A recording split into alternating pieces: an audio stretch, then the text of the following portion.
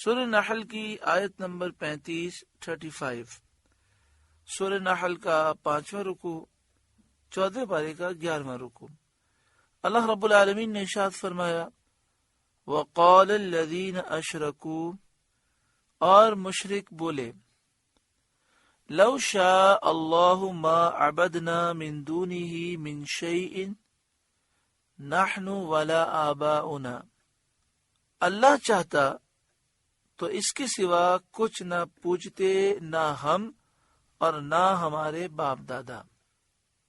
ان مشرکوں نے یہ کہا کہ اگر اللہ تعالی چاہتا تو ہم اور ہمارے باپ دادا بتوں کی پوجا نہ کرتے، تو اب جب ہم اللہ کے چاہنے سے بتوں کی پوجا کر رہے ہیں اور اللہ کی مرضی اس میں ہے، اللہ اس پر راضی ہے، تو پھر ہماری پکڑ کیوں ہوگی؟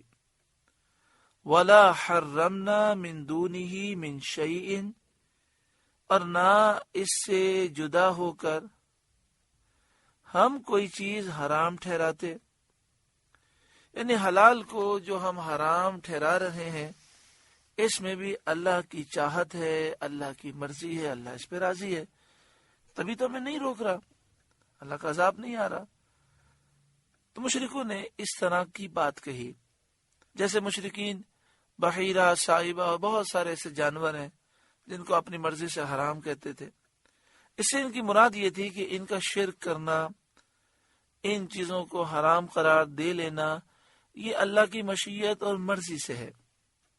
اس پر اللہ تعالیٰ نے فرمایا كَذَلِكَ فَعَلَ الَّذِينَ مِن قَبْلِهِمْ، ایسا ہی ان سے پچھلے لوگوں نے کیا، اس طرح کے ہی معاملات کیے کہ انہوں نے پہلے رسولوں کو جھٹلایا، حلال کو حرام کیا اور پھر مذاق کے طور پر ایسی باتیں کہیں۔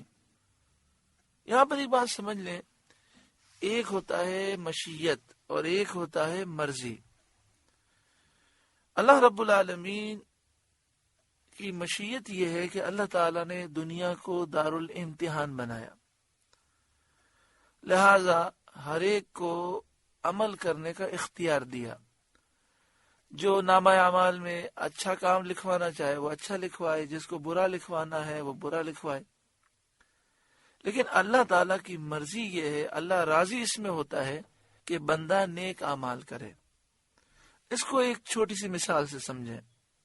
ایک استاد ہے، وہ اپنے بچوں کو کلاس میں پڑھاتا ہے، جیسے اسکولوں میں ٹیچر ہوتے ہیں، جو انہیں کلاس ورک لکھوایا جاتا ہے، جو کلاس میں کام بچے کرتے ہیں، تو استاد انہیں چیک کرتا ہے اور غلطی پر فوراً متنبہ کرتا ہے اور انہیں غلط کام نہیں کرنے دیتا۔ خاص طور پر چھوٹے بچے ہوں تو ان کی بہت نگرانی کی جاتی ہے اور ان سے کہا جاتا ہے آپ نے غلط لکھا، اسے مٹائیں، اسے صحیح کریں۔ غلط بات انہیں لکھنے کی اجازت نہیں ہوتی۔ لیکن جب مہینہ گزر جاتا ہے تو وہی استاد ایک ٹیسٹ لیتا ہے۔ اب وہ کلاس دار الامتحان بن گئی، اب وہاں امتحان ہو رہا ہے، تو وہاں استاد ٹیچر اسے اختیار دیتا ہے کہ بھی لکھیں جو آپ لکھنا چاہیں۔ ٹیچر اس کے قریب سے بھی گزرتا ہے اور دیکھتا ہے کہ بچہ غلط لکھ رہا ہے تو اس پر وہ کچھ بھی نہیں کہتا۔ پھر جب وہ کاپیاں چیک ہوتی ہیں تو پھر جب نمبر دیے جاتے ہیں تو جس نے غلط لکھا ہوتا ہے اس کو بسا اوقات سمجھایا جاتا ہے، بسا اوقات استاد اسے ڈانٹتا ہے۔ بغیر مثال کے، بغیر تمثیل کے، بغیر تشبیہ کے، صرف سمجھانے کے لیے مثال دی گئی ہے۔ اب سوچیں اللہ تبارک و تعالیٰ نے اس دنیا کو دار الامتحان بنایا۔ اگر کوئی گناہ کرے وہ فوراً پکڑ ہو جائے، وہ گناہ کر ہی نہ سکے، تو پھر یہ دار الامر اور دار الامتحان نہ رہے گا۔ اللہ کی مشیت یہ ہے کہ اللہ نے دنیا کو دار الامتحان بنایا۔ اب یہاں کوئی اچھا کام کرے تو بھی اسے اختیار دیا گیا ہے، کوئی برا کام کرتا ہے تو اسے بھی مہلت دی گئی ہے۔ لیکن اللہ تعالیٰ برے کام سے خوش نہیں ہوتا، اللہ کی مرضی اس میں نہیں ہے، اللہ کی رضا اس میں نہیں ہے۔ اللہ راضی ان لوگوں سے ہوتا ہے جو اچھے کام کرتے ہیں، اور اس کا رزلٹ جو ہے وہ قیامت میں دیا جائے گا۔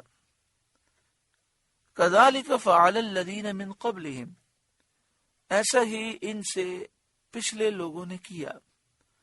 فَهَلْ عَلَى الرُّسُلِ إِلَّا الْبَلَاغُ الْمُبِينُ، تو رسولوں پر کیا ہے مگر صاف پہنچا دینا، یعنی رسولوں کی جو ذمہ داری ہے وہ حق کو ظاہر کر دینا اور یہ بتا دینا کہ کفر و شرک یہ باطل ہے، یہ گندا ہے۔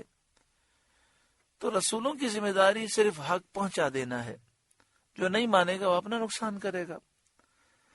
وَلَقَدْ بَعَثْنَا فِي كُلِّ أُمَّةٍ رَسُولًا، اور بے شک ہر امت میں ہم نے ایک رسول بھیجا، اور ہر رسول کو حکم دیا کہ وہ اپنی امتوں سے فرمائیں ان اعبدوا اللہ، کہ اے لوگوں اللہ کی عبادت کرو، واجتنبوا الطاغوت، اور شیطان سے بچو۔ تو ہر نبی ہر رسول نے یہی پیغام دیا، اے لوگوں شیطان سے بچو، اللہ کی عبادت کرو۔ فَمِنْهُمْ مَنْ هَدَى اللَّهُ، تو ان میں سے کسی کو اللہ نے راستہ دکھایا، کسی کو اللہ تعالی نے ہدایت دی تو وہ ایمان سے مشرف ہوئے۔ وَمِنْهُمْ مَنْ حَقَّتْ عَلَيْهِ الضَّلَالَةُ، اور کسی پر گمراہی ٹھیک اتری، یعنی وہ اپنی ازلی شقاوت بدبختی سے کفر پر مرے اور ایمان سے محروم رہے۔ فَسِيرُوا فِي الْأَرْضِ فَانظُرُوا كَيْفَ كَانَ عَاقِبَةُ الْمُكَذِّبِينَ، تو زمین میں چل پھر کر دیکھو کیسا انجام ہوا جھٹلانے والوں کا، جنہیں اللہ تعالیٰ نے ہلاک کیا، ان کے شہر ویران کیے، اجڑی ہوئی بستیاں ان کے ہلاک ہونے کی خبر دیتی ہیں۔ اس کو دیکھ کر سمجھو کہ اگر تم بھی ان کی طرح کفر میں اور جھٹلانے میں مبتلا رہے اور اصرار کرتے رہے تو تمہارا بھی ایسا ہی انجام ہونا ہے۔ ان تحرص علی ہداہم، اگر اے محبوب آپ ان کی ہدایت کی حرص کریں، یعنی اے محمد مصطفیٰ صلی اللہ علیہ وآلہ وسلم، اگر آپ اس بات کی بہت زیادہ خواہش رکھتے ہیں کہ یہ ایمان لے آئیں، حالانکہ یہ لوگ ان میں سے ہیں جن کی گمراہی ثابت ہو چکی ہے، ان کی شقاوت بدبختی ازلی ہے، فَإِنَّ اللَّهَ لَا يَهْدِي مَن يُضِلُّ، تو بے شک اللہ ہدایت نہیں دیتا جسے گمراہ کرے، وَمَا لَهُم مِّن نَاصِرِينَ، اور ان کا کوئی مددگار نہیں۔ وَأَقْسَمُوا بِاللَّهِ جَهْدَ أَيْمَانِهِمْ، انہوں نے اللہ کی قسم کھائی اپنے حلف میں حد کی کوشش سے، لا يبعث اللہ من يموت، کہ اللہ مردے نہ اٹھائے گا۔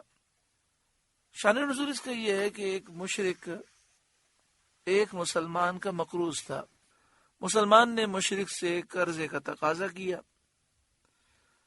دوران گفتگو مسلمان نے اس طرح اللہ کی قسم کھائی کہ اس کی قسم جس سے میں مرنے کے بعد ملنے کی تمنا رکھتا ہوں۔ اس پر مشرک نے کہا، کیا تیرا یہ خیال ہے کہ تو مرنے کے بعد اٹھے گا؟ اور پھر مشرک نے قسم کھا کر کہا کہ اللہ مردے نہ اٹھائے گا۔ اس پر یہ آیت کریمہ نازل ہوئی، وَأَقْسَمُوا بِاللَّهِ جَهْدَ أَيْمَانِهِمْ، اور انہوں نے اللہ کی قسم کھائی اپنے حلف میں حد کی کوشش سے، یعنی قسمیں کھا کھا کے بڑی تاکیدوں کے ساتھ انہوں نے قسم کھائی کافروں نے، لا یبعث اللہ من یموت، کہ اللہ مردے نہ اٹھائے گا، بلا ہاں کیوں نہیں، ضرور اٹھائے گا، وعدن علیہ حقا، سچا وعدہ اس کے ذمے پر، وعدن علیہ حقا ولکن اکثر الناس لا يعلمون، سچا وعدہ اس کے ذمے پر لیکن اکثر لوگ نہیں جانتے۔ اب آگے یہ بیان کیا جا رہا ہے کہ قیامت کیوں قائم کی جائے گی۔ مردوں کو دوبارہ زندہ کیوں کیا جائے گا؟ اس اٹھانے کی حکمت کیا ہے؟ لِيُبَيِّنَ لَهُمُ الَّذِي يَخْتَلِفُونَ فِيهِ، اس لیے کہ انہیں صاف بتا دے جس بات میں جھگڑتے تھے. یعنی مردوں کو اٹھانے میں یہ جھگڑتے تھے تو اللہ تعالیٰ انہیں اٹھا کر بتا دے گا کہ یہ اٹھانا حق ہے.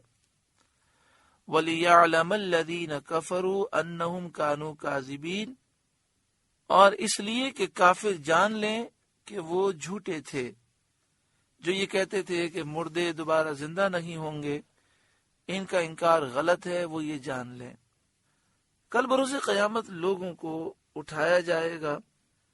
اس کی ایک اور حکمت قرآن پاک میں یہ بیان کی گئی تاکہ جس نے اچھے اعمال کیے ہیں اس کو اچھا بدلہ ملے، اور جس نے برائیاں کی ہیں وہ برائی کا مزہ چکھے.